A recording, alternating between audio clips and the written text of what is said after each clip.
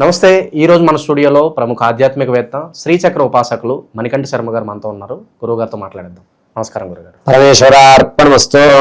గురుగారు, అక్టోబర్ మాసం విశేషంగా మీనరాశి వాళ్ళకి ఏ విధంగా ఉండబోతుంది? మనకి విజయదశమి ఉంది, దీవాళీ ఉంది. ఈ పండుగల్లో వినియోగించుకుని ఎలాంటి పరిహారాలు చేసుకోవచ్చు? ఓవరాల్గా ఎలాంటి పరిస్థితులు వీళ్ళకి ఎదురవుతాయి అంటారు ఈ మాసం? ముందుగా మనం చర్చించుకోవడానికి మీనరాశి వారికి వస్తే కనుక పూర్వభాద్ర 4వ పాదం, అదేవిధంగా ఉత్తరాభాద్ర 4 పాదాలు, రేవతి నక్షత్రం 4 పాదాల వారు కూడా మీనరాశిలోకి ఇచ్చేస్తారు. వ్యాపారం కొత్తగా ప్రారంభం చేద్దాం అనుకునేటువంటి వారికి మాత్రం అంతంత మాత్రంగానే ఉంది. వ్యాపార ఆలోచనలు ఏమైనా ఉంటే కనుక పరోక్షంగా చేయడం మంచిది. వ్యాపారంలో ఇప్పటివరకు ఇబ్బందులు పడుతున్న వారు ఎవరైతే ఉన్నారో వారు స్థిరత్వాన్ని ఏర్పరచుకుంటారు. కొత్త వ్యాపారాలకి అంత యోగదాయకంగా ఉండదు. ఇక ఎవరైతే సంతానంలో కానీ లేక భార్యాభర్తల మధ్య ఇబ్బందులు కానీ కలుగుతూ ఉన్నాయో వారు ఆ సమస్యను ఒక కొలిక్కొచ్చి అన్యోన్య దాంపత్యం పెరగడం, తాత ముత్తాతల నుంచి వచ్చేటువంటి ఆస్తి ఏదైతే ఉంటుందో దాన్ని చుట్టు చివరి స్థాయికి తీసుకొచ్చి ఇక మనదే ఇది, మనకి తప్ప ఇంకొకరికి ఎవరికి ఇది దక్కదు అనేటువంటి ఒక దృఢ నిర్ణయానికి రావడం జరుగుతుంది. ఇటువంటి మీనరాశి వారితో మనం కలిసి ఉండడం వల్ల కొన్ని ఆలోచనాయుక్తాలు పెరుగుతాయి. అంటే ఒక విషయాన్ని ఏ కోణంలో చూడాలి, ఏ కోణంలో చూడకూడదు అనేటువంటి తారతమ్యత మీనరాశి లాంటి వారితో మనం స్నేహం చేయడం వల్ల మనకు లభిస్తూ ఉంటుంది. వీరు ఏ విషయానైనా గోప్యంగా ఉంచుకుంటారు, బహిర్గతం ఏది చేయరు.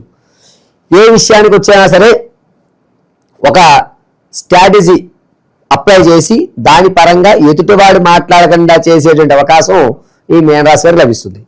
ఇక అక్టోబర్ నెలలోకి వస్తే కనుక మీనరాశి వారి ఫలితం ఏ విధంగా ఉంటుందంటే అనుకునే పనులన్నీ కూడా చకచక పూర్తి చేసుకుంటుంటారు. ఆధ్యాత్మికం వైపుగా ఎక్కువ మక్కువ చూపించే అవకాశం లభిస్తుంది.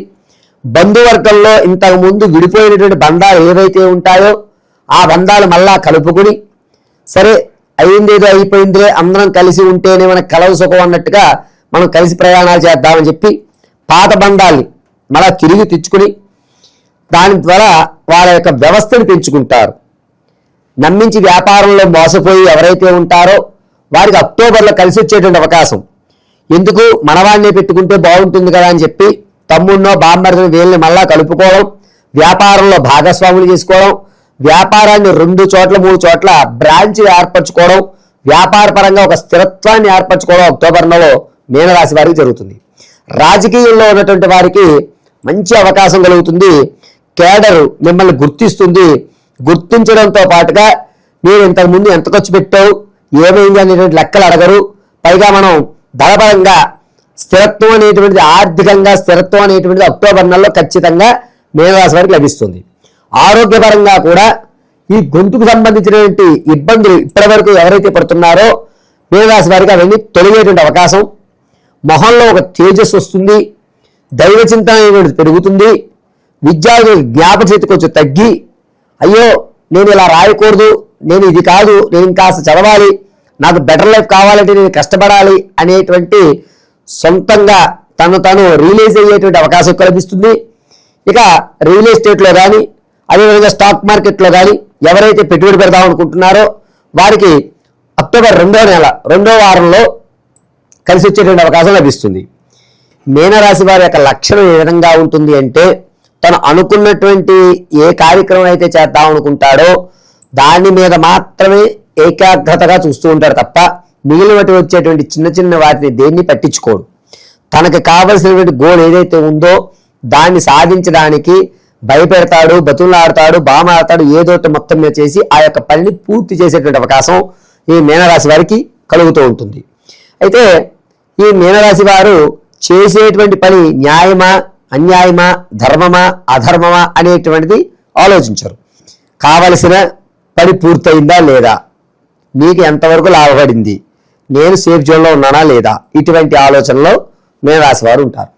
ఇక భార్యాభర్తల మధ్య కీచులాడబడి కోర్టు వరకు ఎవరైతే వెళ్ళారో ఈ వారం ఈ నెల అన్నటువంటి విధంగానే ఎవరికి గడుస్తుంది తప్ప పరిష్కారాలు లభించవు ఎక్కడా కూడా. ఎవరికైతే కొత్తగా గృహ నిర్మాణం చేద్దాము లేదా నేను ఇల్లు కొనుక్కుందాం అనుకుంటున్నానండి అన్నటువంటి వారికి అంత యోగదాయకంగా లేదు. కారు బంగారు వస్తువులకు మాత్రం మంచి అవకాశం ఉంది. గృహాన్ని ఏర్పరచుకునేటువంటి అవకాశం మాత్రం ఎక్కడా కనిపించేటువంటి ద్వారం లేదు. గురుడు అంతర్గతంలో బుధుడు చూస్తూ ఉండడం వల్ల మీ ఆలోచన వక్రస్థానానికి వెళ్ళి సరైన నిర్ణయం తీసుకోక వాస్తుపరమైనటువంటి దోషాలు భూయితమైనటువంటి ఇంటిని మీరు నిర్ణయించుకుంటారు. అందుకోసం ఇంటి నిర్మాణాల్లో శ్రీకారం చుట్టకండి. అక్టోబర్ నెలలో మీనరాశి వారు ఏదన్నా ధనం ఉంటే పెడితే బంగారం మీద కానీ వెండి మీద కానీ పెట్టుకోండి, లేదా వాహనాల మీద పెట్టుకోండి తప్ప ఇంటికి సంబంధించి కానీ భూ వ్యవస్థకు సంబంధించి కానీ ఎట్టి పరిస్థితుల్లో పెట్టద్దు. ఇక ఆడవారి విషయానికి వస్తే సంతానం కొరకు చూస్తున్న వారికి కాస్త ఇబ్బందిదాయకంగానే ఉంటుంది. ఈ నెల కూడా అంత ఆశాజనకంగా లేదు. వివాహం కొరకు ఎవరైతే చూస్తున్నారో వారికి వివాహం వచ్చేటువంటి అవకాశం బాగా కనబడుతోంది.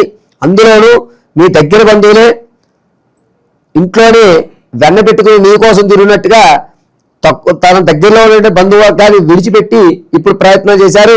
ఆ బంధువు మళ్ళా వచ్చేటువంటి అవకాశం లభిస్తుంది.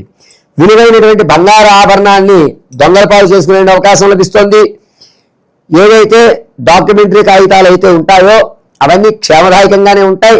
ఆభరణాలు, బంగారు వస్తువులు వీటిని పోగొట్టుకునే అవకాశం అక్టోబర్ 3వ వారం నుంచి 4వ వారం మధ్యలో జరుగుతుంది. విదేశాలకు వెళ్దామని ప్రయత్నం చేస్తున్న వారికి అక్టోబర్ 2వ వారం అయినటువంటి 14వ తారీఖు నుంచి ప్రారంభమయ్యి 23వ తారీఖు వరకు కూడా అద్భుతంగా లభిస్తుంది. ఏదైతే వీరికి ఇంతకు ముందు ఆడవారి విషయంలో ఇంతకు ముందు వచ్చినటువంటి స్థిరాస్తి ఏదైతే ఉందో దాన్ని దారదత్తం చేయడం, దాన్ని తన యొక్క చేతుల మీద విడిచిపెట్టుకోవడం అనేది జరుగుతుంది. ఇక ఈ యొక్క మీనరాశి వారు మీ యొక్క రంగాల్లో ఉన్నతమైన స్థాయికి మీ యొక్క పై అధికారులు మిమ్మల్ని గుర్తించేటువంటి అవకాశం అక్టోబర్ 3వ వారం లభిస్తుంది.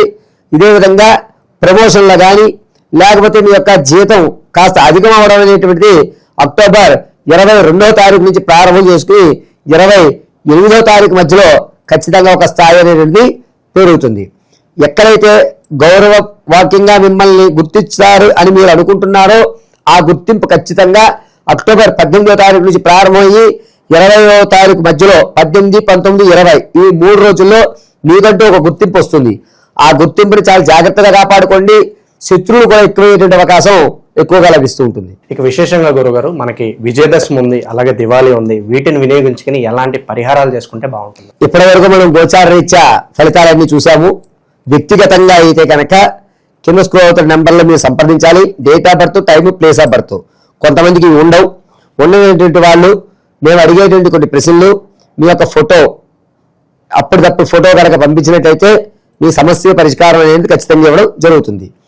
కొన్ని గోచార రీత్యా లేదా వ్యక్తిగతంగాను దోషభూతాలు కనబడక ఎన్ని శాంతులు చేస్తున్నా మాకు అవ్వడం లేదండి అనేటువంటి వారికి ఈ దేవీ నవరాత్రులు 9 రోజులు కూడా మన బాలనగర్లో ఉన్నటువంటి నాగమ్మవారి దేవాలయంలో 9 రోజులు ఏ అవతారంలో ఆ అవతారంలో అమ్మవారికి హోమ ప్రక్రియ అనేటువంటిది నిర్వర్తిస్తాం.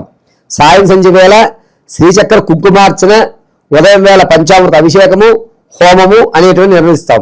ఈ హోమంలో నేరుగా కానీ ప్రత్యక్షంగా కానీ పరోక్షంగా కానీ పాల్గొవచ్చు. ఈ పాల్గొన్న తర్వాత 9 రోజులు అయిన తర్వాత మీ ఇంటికి అమ్మవారికి సంబంధించినటువంటి ఒక యంత్రము, కుంకుమ, దాంతోపాటుగా మీరు పడుతున్నటువంటి చికాకులు పోవడానికి ఒక మాల, అంటే అమ్మవారి దగ్గర నుంచి చేసినటువంటి ముత్యాల మాల కానీ లేదా అమ్మవారికి సంబంధించినటువంటి ఒక కమల మాల అనేటువంటిది ఏర్పడుతుంది. వీటిని మీకు ఇవ్వడం జరుగుతుంది. ఏది మీకు కావాలనేటువంటిది కింద మీరు ఈ నెంబర్ని సంప్రదిస్తే కనుక మీకు ఆ వివరాలన్నీ కూడా మన యొక్క సభ్యులు చెప్పడం జరుగుతుంది.